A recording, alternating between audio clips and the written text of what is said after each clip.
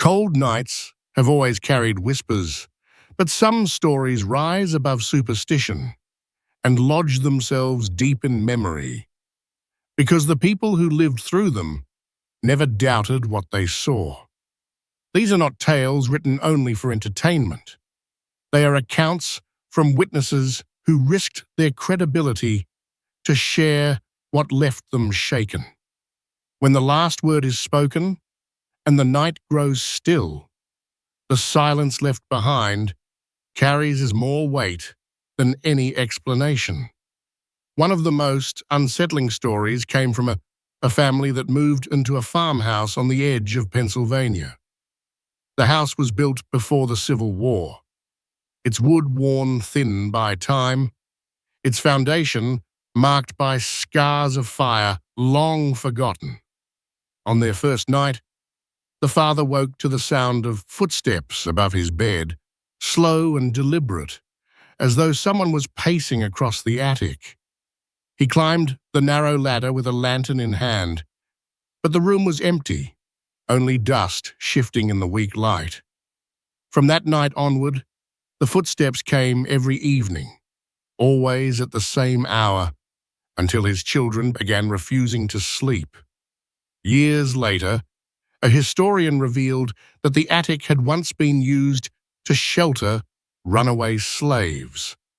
Several never survived the journey, and their suffering had become part of the walls themselves. Another haunting unfolded in a hospital ward in Manila, where nurses working the night shift began whispering about a woman who appeared near the elevators after midnight. She wore a pale blue gown and asked softly if they could help her find her room. When the nurses checked the records, no patient matched her description. One nurse eventually followed her into the elevator, but when the doors opened again, the woman was gone. The story grew darker when staff admitted that decades earlier, during an earthquake, that wing had collapsed, killing several patients. Among them was a woman in a blue gown who had been waiting alone by the elevators when the walls gave way. In rural Ireland, a man driving home after visiting friends encountered something he would never forget. A figure stepped into the road, forcing him to slam his brakes. At first he thought it was a lost traveler, but when he looked closer, the face was blank, smooth skin stretched across where eyes and mouth should have been. The figure stood motionless until the man reversed frantically and sped away. Locals later told him of the faceless watcher, a spirit said to appear on roads where lives had been taken in sudden accidents. The same stretch of road had claimed 3 lives in a single month. His description matched what others had quietly confessed seeing but had never dared to share publicly. Stories from soldiers often carry a weight no one dares to question. During World War II, British troops stationed in Burma reported nights filled with strange cries echoing through the jungle. At first they believed it was the enemy, but patrols revealed nothing. Then came the encounter that silenced any doubts. One night, several men in the camp saw figures walking through the trees, soldiers in uniform moving with heavy steps. When challenged, the figures did not stop or speak. Instead, they walked straight through a line of sandbags and disappeared into the undergrowth. The men swore these were the spirits of their fallen comrades, unable to leave the battlefield where they had shed blood. A quieter, but no less chilling account surfaced in Mexico City. A young woman working late in an office tower stayed behind to finish reports.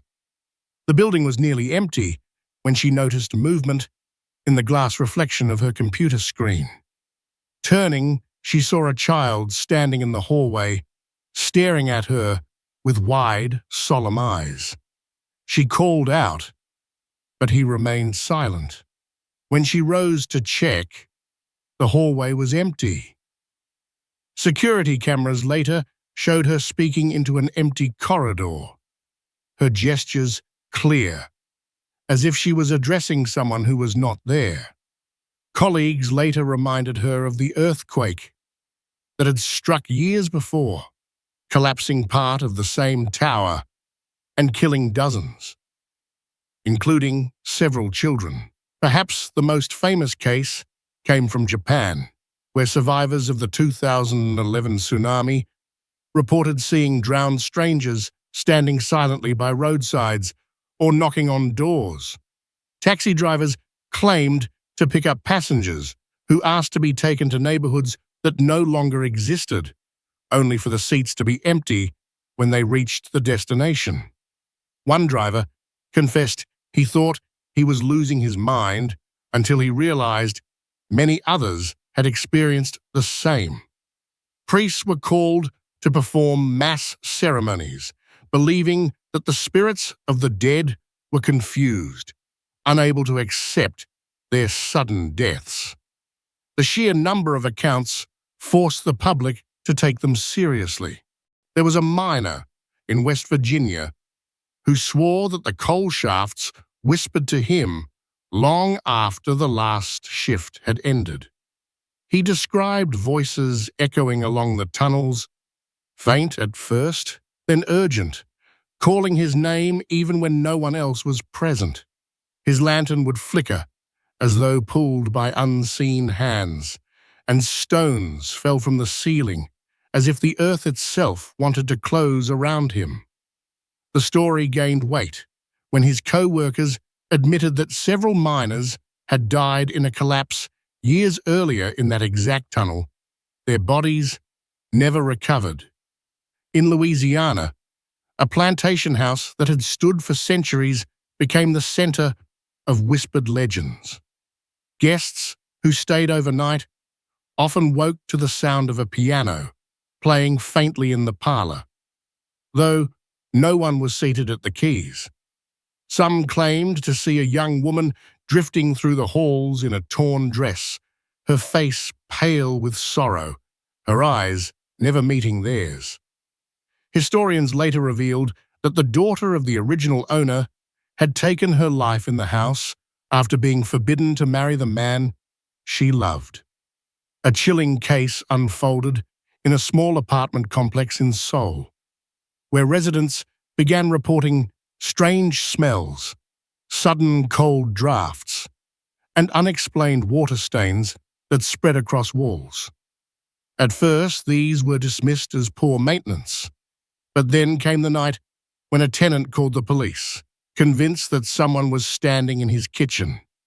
Officers found no intruder, yet they documented the man's shaking voice and the imprint of wet footprints on the tiles. Investigators later discovered that a previous tenant had drowned in the rooftop tank, her body undiscovered for days. In Canada, a hunter crossing a frozen lake felt the ice groan beneath him and stopped suddenly. A shadow passed under his feet, moving slowly, too large to be any ordinary fish. When he looked again, he saw the outline of a woman's face pressed against the ice from below, her hair floating in the water. He ran until he reached shore, and when he told the locals, they nodded grimly. There is a case from a London theatre where performers spoke of a presence in the wings. Actors described feeling watched while rehearsing alone, and stagehands swore they saw a shadow that moved against the curtains without anybody to cast it. One actress froze mid-performance, staring at a balcony seat that was empty. She later insisted she had seen a man in an outdated suit, watching her with lifeless eyes.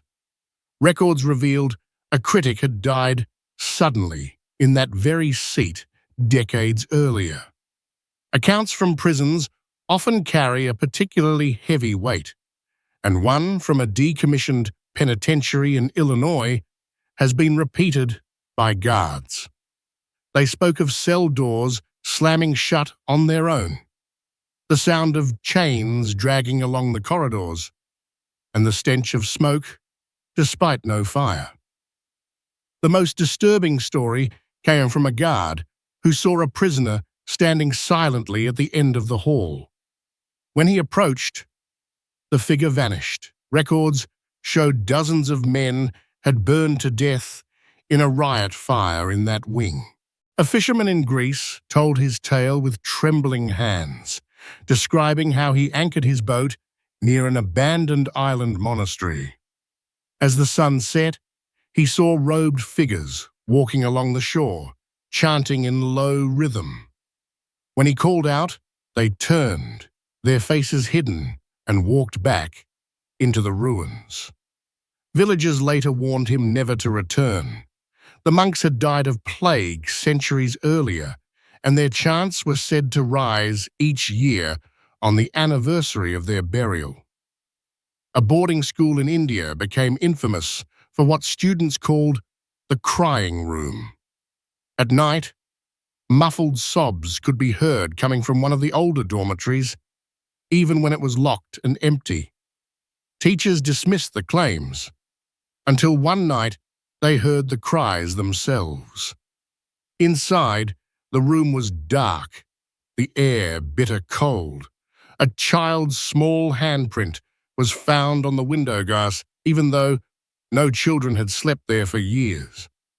In the deserts of Arizona, hikers spoke of a ghostly rider who appeared at dusk.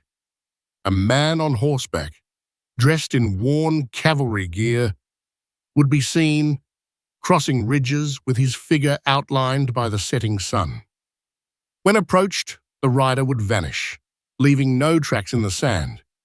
Stories from ships at sea often feel the most terrifying.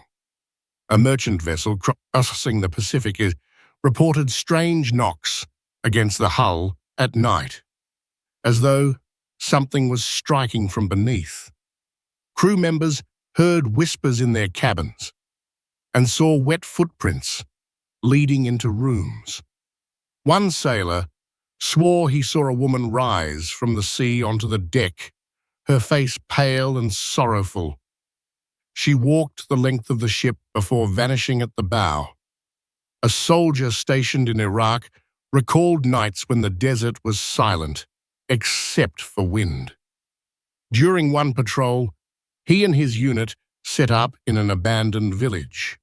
As the night dragged on, they began to hear children laughing in the distance. The laughter circled them, though their night vision showed nothing. Then a small figure appeared at the edge of the street, glowing faintly, raising its arm to wave before dissolving into the night air. In a hotel in Prague, a guest awoke to the sensation of someone sitting at the edge of his bed, a hand pressed against his chest, cold and firm, but when the light came on, the room was empty. Staff later admitted the building had once been a Gestapo headquarters, where countless people were executed in the basement. Guests often claimed to hear muffled screams through the pipes at night. One of the most unnerving stories came from a subway station in Moscow. A train operator described seeing a figure on the tracks.